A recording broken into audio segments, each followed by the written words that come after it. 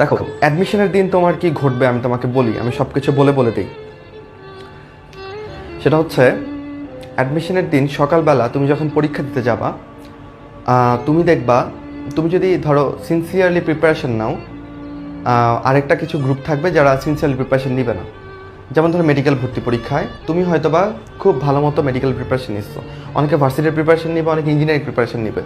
ওরা এখন যতই বলে মেডিকেল খ্যাত, মেডিকেল পচা, মেডিকেলে পড়বো না, কিন্তু দেখবা যে ঠিকই ওরা মেডিকেল ভর্তি পরীক্ষা দিতে চলে যাবে। এতে ওদের দোষের কিছু নাই। প্রথম প্রথম পরীক্ষা হয়, এটা সবাই একটু ওয়ার্ম আপ এক্সাম হিসেবে দিতে যায়।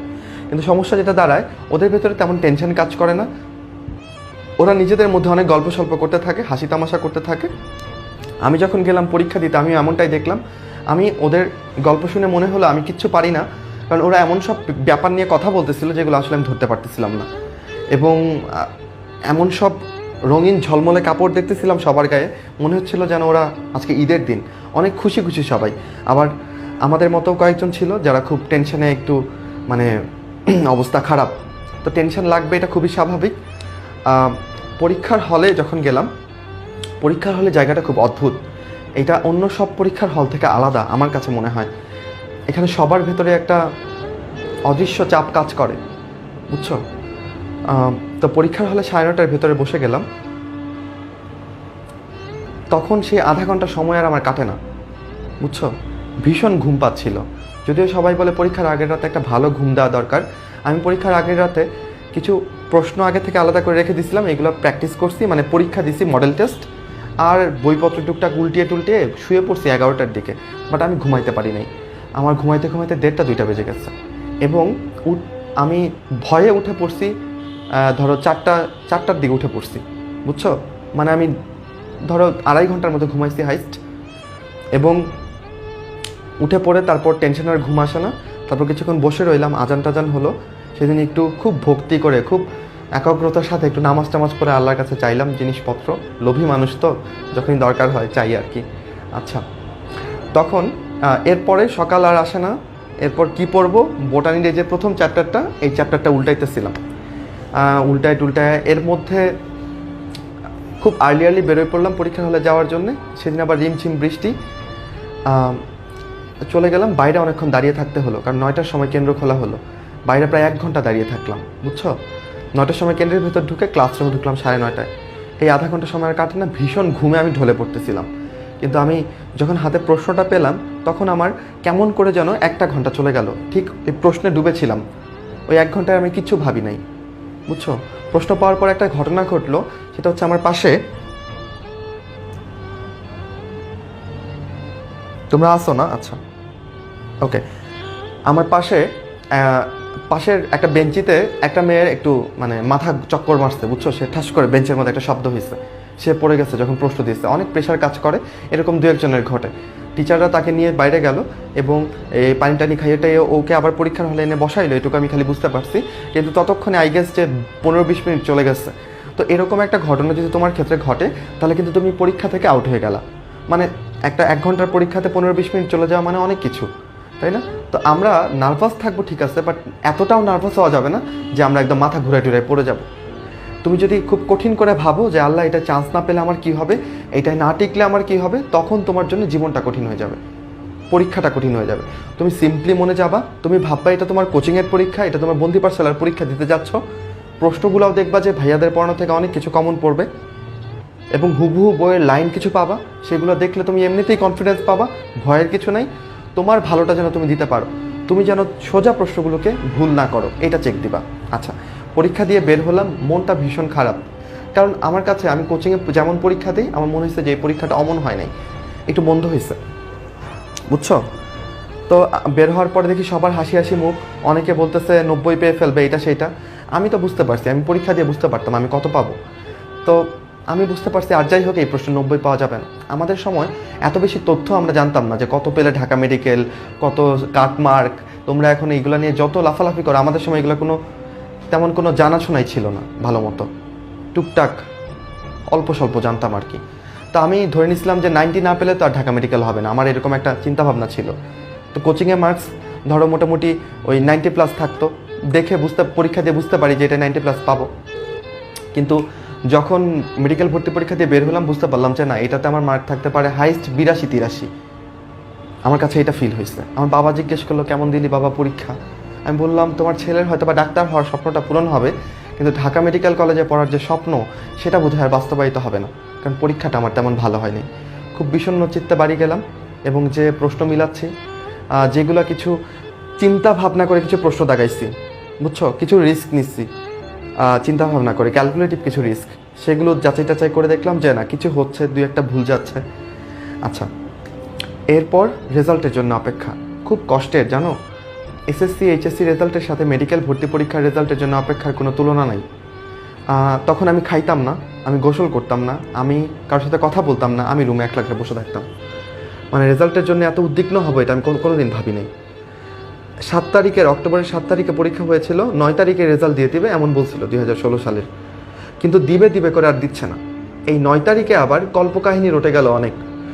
অনেকে বলতে থাকলো যে কিছু ওএমআর নাকি দুর্ঘটনাজনিত কারণে পুড়ে গেছে, এই ওএমআর পুড়ে গেছে কারণে ওরা রেজাল্ট দিতে পারতেছে না। আবার অনেকে বললো যে সিট বিক্রি হচ্ছে, আমি কি সিট কিনতে চাই? ঢাকা মেডিকেল সলিমুল্লাহ সোহরাওয়ার্দীর নাকি সিট বিক্রি শেষ, এখন নাকি ময়মনসিংহেরটা চলতেছে। আমি যদি কিনতে চাই তাহলে যেন 15 লক্ষ টাকা নিয়ে সেখানে যোগাযোগ করি। এইগুলো শুনে হৃদয় ভেঙে চুরমার। আল্লাহ যদি সত্যি এমন হয় তাহলে আমি কি করব? তো 10 তারিখ সকালবেলা খুব দুশ্চিন্তায় কাটতেছে জীবন। সকালবেলা থেকে চেক করতেছি কখন রেজাল্ট দেয়, বারবার রোল নাম্বার দিচ্ছি, চেক করতেছি।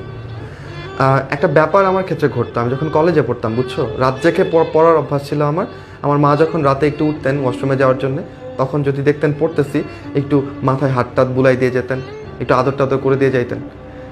মাঝে মধ্যে এমনও বলতেন একটু আবেগে উদ্বেলিত হয়ে যে আচ্ছা ধর এমন যদি হয় তুই মেডিকেলে ফার্স্ট হয়ে গেলি তাহলে কেমন হবে। এগুলো আমার কলেজের ঘটনা, বুঝছো। তো এগুলো শুনে আমার ভীষণ রাগ পেতো। আমি আমার মার উপরে একটু রাগ দেখাতাম যে এগুলো তুমি কি বলো, এগুলা কি বলার, এগুলো কি বলে কয়ে হয়, এইটার তো আর মানে কোনো সম্ভাবনা নেই, মানে এগুলো আর বইল না, এরকম করতাম আর কি। কিন্তু আমার মা প্রায়শই এইসব কথা বলতেন যখন কলেজে পড়তাম। 10 তারিখ সকালবেলা উনি আবার এই ধরনের একটা কথা বলছেন, আচ্ছা ধর এমন হইলো যে তুই ফার্স্ট হয়ে গেলি তাহলে কি, দেখো খুব ভালো করে ফেলবি, ফার্স্ট হয়ে যাবি, এরকম কথা সকালবেলাও একটা বলছেন। তো আমার তখনও খুব মেজাজ খারাপ লাগছে, এমনিতে টেনশনে অবস্থা খুব খারাপ। আমি আমার মাকে বললাম যে যদিও একটা সম্ভাবনা ছিল, কিন্তু তুমি তো এটা বলে ফেলছো, এইটা আর হবে না। কারণ আমি আমার যাপিত জীবনের যে অভিজ্ঞতা সেটা দিয়ে দেখছি যে কিছু একটা বলে ফেললে সেটা আর হয় না। আমরা প্ল্যান করে রাখছিলাম যে প্রফের পরে একটা সেই লেভেলের ট্যুর দিব। এখন এই যে প্রফের পর টাইম চলতেছে, ট্যুর এখনও হয় নাই। খুব প্ল্যান করে রাখলে, খুব বলে ফেললে সেগুলো আর হয় না, এরকম। যাই হোক, 10 তারিখ বিকেলবেলা, বিকেল না সন্ধ্যার একটু আগে মানে পরন্ত বিকেল বলতে পারো, আমি মোবাইলে রোল নাম্বার দিচ্ছি, সাবমিট করতেছি, দেখি যে ইনভ্যালিড রোল নাম্বার, তখনও রেজাল্ট আসে নাই। আচ্ছা, 1 মিনিট আগেই, মানে ধরো 10 সেকেন্ড আগেই দিছি ইনভ্যালিড রোল নাম্বার, আবার দিছি, আমি দেখলাম যে একটা স্ক্রিন চলে আসলো, এইটা সবুজ বা টিয়া রঙের একটা ব্যাকগ্রাউন্ড, এখানে কিছু কথা লেখা। সবার আগে আমার যেইখানে চোখ গেল সেটা হচ্ছে অ্যালোটেড কলেজ, এখানে দেখলাম লেখা ঢাকা। তখন আমি বুঝলাম না, দেখো এগুলো যখন আমি বলি আমার খুব গুজবাম্পস হয়, আমার একদম মানে গায়ের লোমগুলো দাঁড়িয়ে যায়, আমি সেই মুমেন্টটাকে এখনও ফিল করতে পারি। আমি ঢাকা দেখে তখনও বুঝি নাই এই ঢাকা মানে কি ঢাকা মেডিকেল নাকি ঢাকা ডিভিশনের মধ্যে কোনো মেডিকেল কলেজ। যাই হোক, এরপরে উপরের ঘরটার দিকে তাকালাম, এখানে দেখলাম লেখা যে মেরিট পজিশন, এখানে শুধুমাত্র একটা 1 লেখা। তো এইটা দেখে তখন আমি ধাতস্থ হতে পারি নাই, আমি সাথে সাথে আবার এটাকে রিফ্রেশ করলাম। আমার হাত পা তখন কাঁপাকাঁপি অবস্থা, আমি রিফ্রেশ করে দেখলাম না ঘটনা সত্য, এইটাই আসতেছে। আমি জানলার ধারে দাঁড়িয়েছিলাম, আমি ধরো চিল্লাচিল্লি করা শুরু করে দিলাম ইয়েস বলে। আমার মা ছিল একটু রান্নাঘরের দিকে, উনি ছুটে আসছে, কি হয়েছে। আমি চিৎকার চেঁচামেচি করে বললাম আম্মু আমি তো ফার্স্ট হয়ে গেছি। তো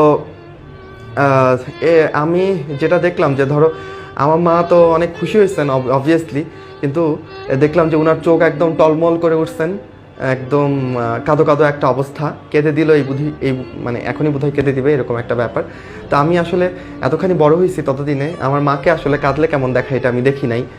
ওনার জীবনে দুঃখ নাই কষ্ট নাই ব্যাপারটা এরকম না, কিন্তু আমি কখনো দেখি নাই যে আমার মা কাঁদতেছে, এরকম আমি দেখি নাই। আচ্ছা, তো খুবই অদ্ভুত অনুভূতি এটা। আমার বাবা তখন বাসার বাইরে, আমার মা বাবাকে ফোন দিলেন এবং দুজনেরই হার্ট অ্যাটাক হয়ে যাবে এরকম একটা অবস্থা। চিল্লায় চিল্লায় বলতেছেন ছেলে ফার্স্ট হয়ে গেছে, তুমি কই, তাড়াতাড়ি বাসায় আসো, দৌড়ে আসো। তো এই আর কি। তোমরা আমাকে বলো, এই যে ধরো আমার মায়ের চোখের জল, এটাকে যেন তোমরা কি বলো, আনন্দ অশ্রু, তাই না? আমার সাথে তোমরা যে কয়জন আছো, প্রায় 150 জনের মতো মানুষ, তাই না? তোমাদের মধ্যে অনেকের এরকম ইচ্ছা আছে না যে তোমাদের জন্য তোমাদের বাবা মার চোখে 2 ফোঁটা আনন্দ অশ্রু ঝরুক? এটা তোমরা চাও না বলো? আমি জানি প্রত্যেকটা ছেলে মেয়ে চায়, সেটা হোক এই রেজাল্টের মধ্য দিয়ে বা অন্য যে কোনোভাবে, তাই তো? আমরা চাই যেন আমাদের বাবা মার খুশির কারণ হতে পারি আমরা, তাই না? সো আমার বাবা আসলেন ঘরে অনেকক্ষণ পরে। ততক্ষণে আশেপাশের প্রতিবেশী যারা আছে, কোচিং সেন্টার যারা আছে, যারা এর আগে কখনো আমার বাসায় আসে নাই, কেমন করে যেন উইদিন আধা ঘন্টা সবাই আমার বাসায় চলে আসছে। আমার বাসা একদম লোকে লোকারণ্য। কোচিং সেন্টারে ওরা আবার এক রুমে বসতেছে না, নিজেদের মধ্যে অন্তর্কন্দল, এদেরকে আলাদা আলাদা রুমে বসতে দিতে হচ্ছে। আমি আবার সবার সাথে কথা বলতেছি, হ্যাঁ ঠিক আছে, তাদের সাথে কথা বলতেছি, আবার অন্য রুমে যে আরেকজনের সাথে কথা বলে আসতেছি। সবাই আসছে। এখন আমি তো ময়মনসিংহের সংস্কৃতিতে বড় হয়ে ওঠা একটা ছেলে, আমি তো কাউকে বলতে পারি না যে আপনারা কোচিং করি নাই, আপনি আমার ঘরে ঢুকেন না। ওরা আসছে, বলছে শুভেচ্ছা জানাইতে আসছি। আমি সবাইকে আমন্ত্রণ জানাইছি, সবাই আসছে ঘরে। যাই হোক, আমার বাবা যখন আসছে, ঘর হাউসফুল। আমার বাবা এসে আমাকে একদম জড়ায় ধরে উপরে তুলে ফেলছে, একদম কোলে নিয়ে। তো বলছে সাব্বাস বেটা, অনেক ভালো রেজাল্ট করছিস। তো আমার ক্ষেত্রে এটাই অনেক বড় অর্জন, বড় পাওনা। কারণ আমাদের ছেলেদের ক্ষেত্রে ব্যাপারগুলো কি জানো, মানে আমরা অনেকটাই হচ্ছে মা ঘেঁষা, আমরা আমাদের কথাগুলো মায়ের সাথে খুব বেশি বলি, কিন্তু সহসাই বাবাকে জড়িয়ে ধরা হয় না। ঈদের কোলাকুলি হয়তো বা করি মাঝে মধ্যে, কিন্তু আগে ছোটোবেলায় বাবাকে জড়িয়ে ধরে ঘুমাইতাম, এখন আর এক খাটে ঘুমানোও হয় না।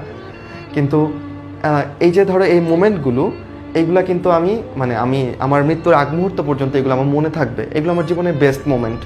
আমি আল্লাহকে আসলে কি বলে কৃতজ্ঞতা জানাবো আমি জানি না। যেখানে আমি ধরো ঢাকা মেডিকেলে পড়তে পারলেই আমি এর থেকে বেশি সন্তুষ্ট কিভাবে থাকা যায় জানি না, সেখানে আল্লাহ আমাকে অনেক বেশি পুরস্কারে পুরস্কৃত করছেন। অ্যাট দ্যাট টাইম আমার জীবনকে অনেক বেশি আনন্দ দিয়েছেন, তোমাদের সাথে কথা বলার সুযোগটা দিয়েছেন, সব মিলিয়ে, তাই না? ঢাকা মেডিকেলে না পড়লে হয়তো বা সেই সুযোগটা আমি তোমাদের সাথে পেতাম না। তো সব মিলিয়ে আমার কোনো আফসোস নাই, বুঝছো? অনেকেই আছে যে অর্জনের পরেও আরও অর্জন, আরও অর্জন, আরও অর্জন, জীবনটাকে খুব টক্সিক বানায় ফেলে। বাট আমি আর টক্সিক বানাতে চাই না।